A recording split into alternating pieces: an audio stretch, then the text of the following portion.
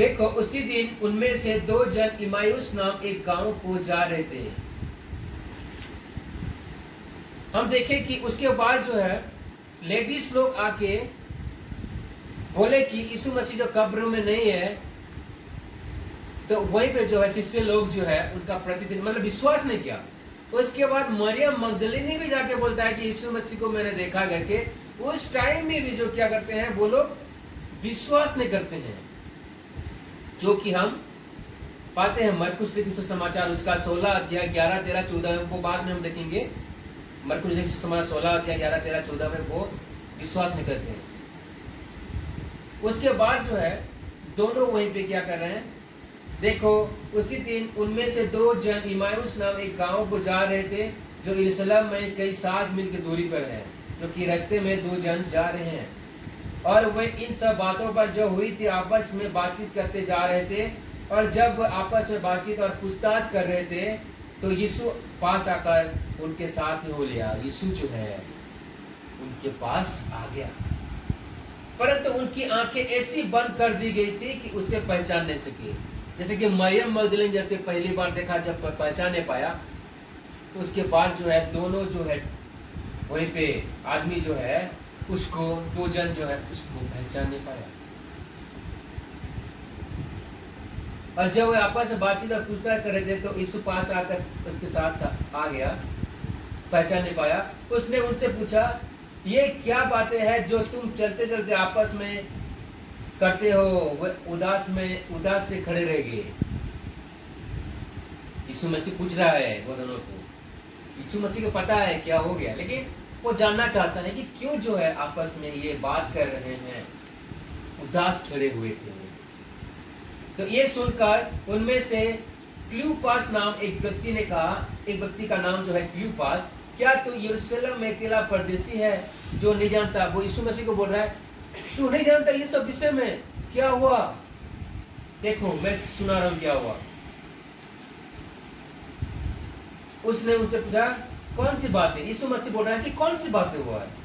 उन्होंने उससे कहा, यीशु नासरी के विषय में जो परमेश्वर और सब लोगों के निकट काम और वचन में सामर्थ्य थी, एक भविष्यद्वक्ता था। यीशु मसीह के बारे में बोल रहा है। किसको बोल रहा है? यीशु मसीह को बोल रहा है। क्योंकि यीशु मसीह सब जानता है क्या क्या हुआ है। वो यीशु मसीह, लेकिन वो जानना चाहता है उनके मुख से, वो जानना चाहता है क्या क्या जो हुआ है। और महायाजकों और हमारे सरदारों ने उसे पकड़वा दिया कि उस पर मृत्यु की आज्ञा दी जाए और उसे क्रूस पर चढ़वाया। परंतु हमें आशा थी कि यही इस्राएल को छुटकारा देगा। और इन सब बातों के सिवा इस घटना को हुए तीसरा दिन है, और हम में से कई स्त्रियों ने भी हमें आश्चर्य में डाल दिया है, जो कि स्त्रियां ने आकर बोले थे, क्योंकि ये दो भी क्या है, आश्चर्य में है। जो भोर को कब्र पर गई थी और जब उसकी लौट ना पाई तो ये कहते हुए आए कि हमने स्वर्गदूतों का दर्शन पाया जिन्होंने कहा कि वो जीवित है। तब हमारे साथियों में से कई एक कब्र पर गए, जो कि देखे हम यूहन्ना और पतरस, और जैसा स्त्रियों ने कहा था वैसा ही पाया, परंतु उसको ना देखा।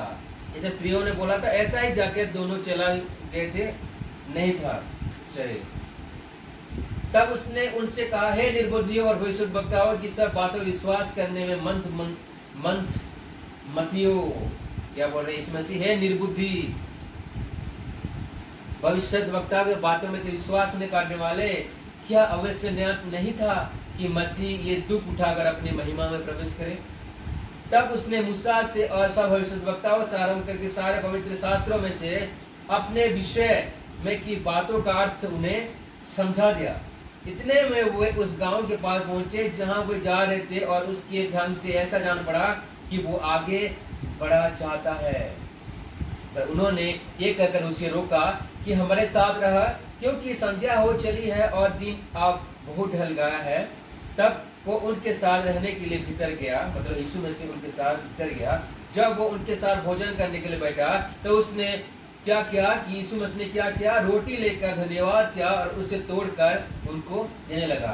तब रोटी जब तोड़ा उसके बाद दोनों चेहरे का जो है उनका आंखें जो है जो बंद हो गया था, उनका आंखें जो है खुल गया। और उन्होंने उसे पहचान लिया और वो उनकी आंखों से छिप गया। उसके बाद जो है यीशु मसीह गायब हो गए। उन्होंने आपस में कहा, जब वो मार्ग में हमसे बातें करता था